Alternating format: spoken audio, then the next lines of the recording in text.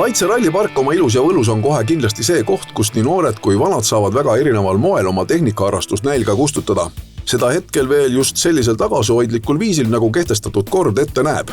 16. mail anti avastart selle aastasele noorte kardisarjale Talendid rajale, mis toimunud aastate jooksul on tootnud vähemalt pooled sõitjatest, kes erinevates vanuserühmades Eesti meistrivõistlustel kardispordis osalevad. Oma ideaali asus püüdma 42 noort. Sari on sellel hooajal sellise automargi nagu Hyundai lippudes, seda põhjusega. Põhjus on lihtne, kuna meie selja taga on juba aastaid olnud Ott Tänak ja Ott ju nüüd sõidab ka Hyundaiga, siis tundus kuidagi loogiline, et Hyundai tuleb ka toetab seda järelkasvu sarja. Nii et Ott jäi Hyundai selle sarja juurde. Just. Kui suureks see selline Oti fenomen on ka huvi Hyundai vastu kasvatab? Kindlasti on. Seda enam, et Hyundail täna on juba tulnud välja ka sportlikumad mudelid. Ja täna siin me olemegi N-line mudelitega väljas, mis on siis Hyundai nii-öelda sportlikumad versioonid.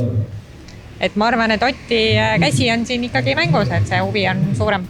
Hyundail on tegelikult rõõmustav uudis ka see, et on täiesti uus salong ju avatud. Just nimelt, et Hyundaid on siis nüüd väljas ka Laagri salongis. Asume siis Tallinna piiril ja saab tulla vaatama ja külastama. Seega, kui uued Hyundaid silma jäävad, siis oleks mõistlik minna juba salongi Laagris otsima. Nüüd aga juba esimese etapi sündmuste juurde. Sellel aastal on uuenduseks see, et noored saavad rohkem teineteise vastu sõita. See annab rohkem võistluskogemust. Lõpptulemusena jõutakse ikkagi välja finaalideni. Kuna huvi on sarja vastu suur, siis said ka vanemad poisid tüdrukud maha pidada oma eelsõidud ja finaali.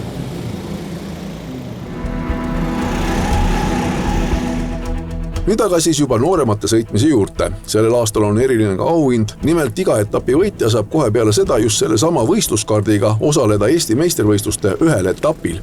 Võidad kõik etapid, siis sõidad kaasa kogu hooaja, aga ilmselt seda ei lase kaasvõistlejad sündida.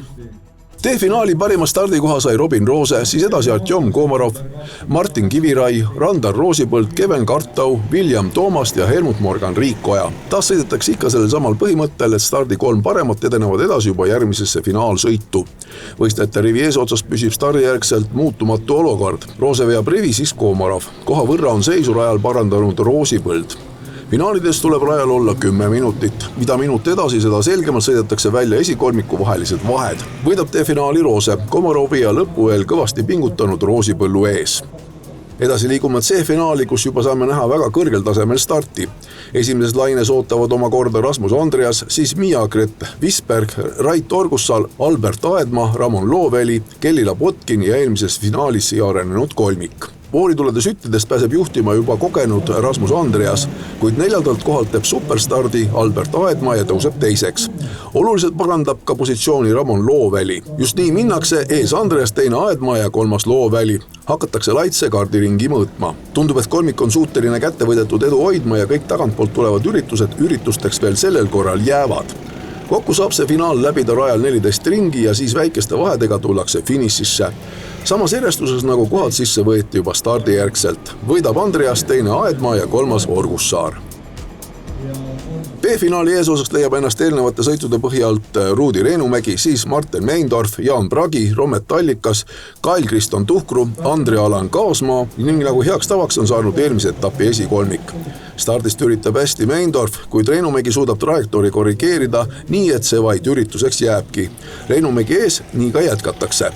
Poolel maal veab ta oma edu järjest suuremaks, küll aga käib armut heitlus 2. ja 3. positsioonile. Finishilipp viib siit finaali võitjana edasi Reinumäe, siis Meindorf ja 3. Bragi. Neil on nüüd võimalik A-finaalis etapivõitu püüdma minna. Oligi käes selle hooaja esimene suur finaal. Ootused sellega seoses paljudel kõrgel. Esimesest lainest stardib Kaspar Pikpõld, siis Ramon Vlassenko, Andreas Ookaup, Harmin Kaar, Joosep Sinijorg, Gregor Tamme ja eelmise finaali kolmik. Stardijast vaatavad vastu sõitjad, kes juba tuntust kogunud ka eelnevatel hooaegadel. Start antud ja superstardi teeb Ramon Vlassenko. leiab sealt teisest lainest parajava augu sõitjate vahel ja saab liidriks. Väga korralik esitus noorelt sõitjalt. Näha on, et kiirust jagub ja seda kohta ta suudab hoida. Pikk Põld suudab temaga sammu pidada ja see annab tunnistus sellest, et parim stardikoht polnud juhuslik. Vlassenko tirib jälitajate ees edu päris pikaks ja sõidab välja ka päeva parima ringi aja. Pikk Põld peab tema selja taga tihedat heitlust toopkaubaga, kuid kahjuks unustatakse ära selles heitluses tagant tulev Siniorg, kes suudab sõita end kolmandaks. Ruuduline finišilipp tähistab etapi lõpus võitu Vlassenkole, teine etapil Pikk Põld ja kolmas Joosep Siniorg. Kuidas see õnnestus? Start oli ju super. Kuna kardivalik oli, vedas ka selle loosiga ja start oli ka päris hea. No see oli ikkagi väga filigraanne, see ju panigi kõik selle võidule aluse. Ja.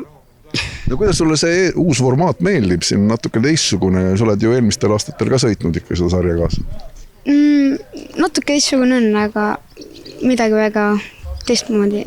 Natuke on, aga muidu on päris normaalne. Kas sa lootsid ka, et stardiga saab ikkagi sinna ette otsa ja siis saad oma positsiooni hoida seal? Jah, lootsin küll. Mis sa vaatad, kuidas sa selle teise kaardi poole vaatad, mis seal on? Järgmine laupäev lähed juba nädalavahetusel selle kaardi rooli? See tundub kõvasti kiirem ja normaalne. Kui sa sellega ära sõidad Eesti meistrikatele ühe etapi, võib-olla ei tahagi enam selle rooli tulla? Karte loosima.